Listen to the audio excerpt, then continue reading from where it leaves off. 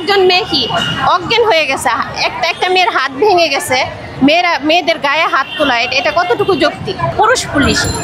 একজন পুরুষ পুলিশ কিভাবে একজন নারীর গায়ে হাত তুলে? আপনাদের চোখের সামনেই তো ঘটেছে যে জুনের 1 তারিখ সম্ভবত যে পুলিশ আমাদের মারলো। হ্যাঁ, এখানে ক্যান্সার পেশেন্টও আছেন, ঠিক আছে। তো সরকার পক্ষ থেকে আমাদের এখনো কোনো ধরনের খোঁজখবর নেওয়া হয়নি। জি, আপনারা অবগত আছেন যে আমরা হচ্ছে 2 দফা দাবি নিয়ে এখানে আজকে 21 দিন যাবত অবস্থান করছি। আমাদের দাবির মধ্যে প্রথম দাবি হচ্ছে যে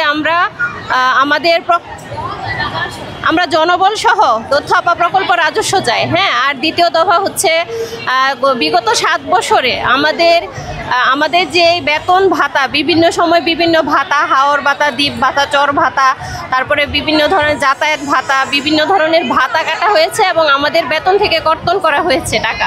এটা আপনারা অবগত আছেন। এই টাকাগুলো আমরা হচ্ছে ফেরত চাই।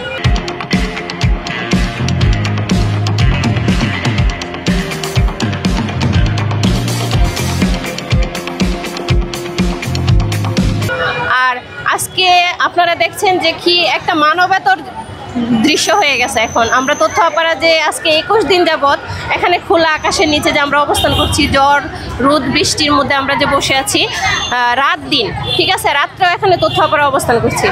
তো সরকার পক্ষ থেকে আমাদের এখনও কোনো আশ্বাস দেওয়া হয় না। আমাদের মিনিমাম যে মানবিক দৃষ্টিকোণ থেকে দেখলে বোঝা যায় যে এতগুলো নারী আমরা যে এখানে বসে আছি, বাচ্চা কোলে নিয়ে দেখবেন কেউ বসে আছে, কেউ অসুস্থ আছেন, এখানে ক্যান্সার পেশেন্টও আছেন, ঠিক আছে। তো সরকার পক্ষ থেকে আমাদের এখনও কোনো ধরনের খোঁজখবর নেওয়া হয়নি। আপনারা দেখেছেন যে গতকালকে বিভিন্ন পার্টির নেতাবৃন্দ আমাদের এখানে সংহতি প্রকাশ করেছেন, জাস্ট এতটুকুই। হ্যাঁ, তো আমরা হচ্ছে এটা কতটুকু যৌক্তিক? হ্যাঁ, কতটুকু যৌক্তিক যে এভাবে খোলা আকাশের নিচে আমরা আমাদের যৌক্তিক দাবি দাবা নিয়ে আমরা বসে থাকব, অথচ দেশের সরকার, দেশের অভিভাবক মহলের কেউ আমাদের খোঁজখবর নিবে না। এটা আপনাদের মাধ্যমে প্রশ্নটা ছুড়ে দিচ্ছে আমরা তথ্য আপারা।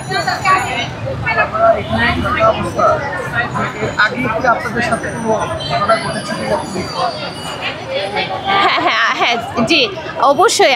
আপনারা তো এটা অবগত, আপনাদের চোখের সামনেই তো ঘটেছে যে জুনের 1 তারিখ সম্ভবত যে পুলিশ আমাদের মারলো। হ্যাঁ, তো আমরা কিন্তু প্রেস ক্লাবের সামনে শান্তিপূর্ণ অবস্থান করছি, আমরা কিন্তু কাউকে বিরক্ত করিনি। হ্যাঁ, তারপরে হচ্ছে পথচারীরা স্বাভাবিকভাবে যেন হেঁটে যেতে পারে, আমরা এক পাশ নিয়ে বসেছিলাম। তো এখানে বসে থাকার পর আমরা হচ্ছে লং মার্চ টু যমুনার দিকে আমরা উদ্দেশ্য করে হাঁটছিলাম। তো হচ্ছে যমুনাতে পৌঁছানোর আগে আমাদেরকে পুলিশ বাধা দিয়েছেন। এখানে আপনারা দেখবেন যে যেখানে 144 ধারা জারি ছিল না, আমরা ওই জায়গাতেও আমরা কি পুলিশের হামলার শিকার হই। আর আরেকটা সবচেয়ে জঘন্য যে ব্যাপারটা হয়েছে, একজন পুরুষ পুলিশ কিভাবে একজন নারীর গায়ে হাত তোলে, আর যেখানে আমরা আমাদের যৌক্তিক দাবি দাওয়া নিয়ে উপস্থিত ছিলাম। আর হচ্ছে 3 দফায় আমাদেরকে মারা হয়েছে, 3 দফায় পুলিশের লাঠিচার্জ। আপনারা দেখবেন যে এখানে প্রিজন ভ্যানে যে মেয়েদেরকে উঠানো হয়েছিল, এখানে মেয়েরা কিন্তু কয়েকজন মেয়ে কি অজ্ঞান হয়ে গেছে, একটা মেয়ের হাত ভেঙে গেছে, মেয়েদের গায়ে হাত তোলা, এটা কতটুকু যৌক্তিক? আর আমাদের দেশের অভিভাবকরা কোথায়, এটাই প্রশ্ন।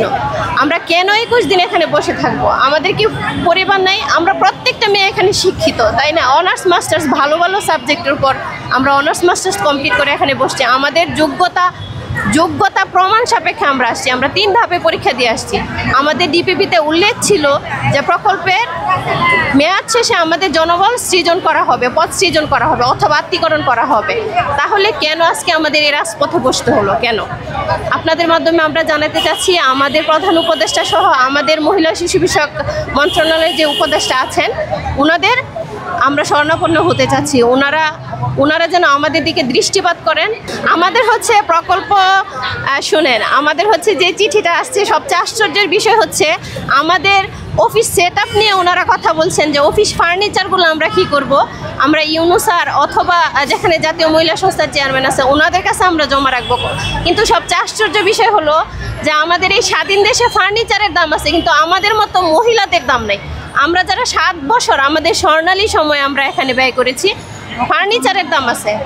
ফার্নিচারের দাম আছে, কিন্তু মিনিমাম দাম আমাদের নেই। আমরা এখানে ফুটপাতে বসে আছি, প্রত্যেকটা মেয়ে এখন ভালো ফ্যামিলি থেকে আমরা বিলং করি, কিন্তু কেন?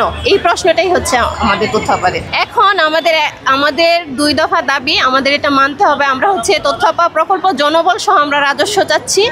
আর দ্বিতীয় দাবি হচ্ছে আমাদের যে বিভিন্ন সময়ে বেতন ভাতা কর্তন করা হয়েছে 7 বছর যাবৎ, তো এইগুলো আমরা ফেরত চাচ্ছি।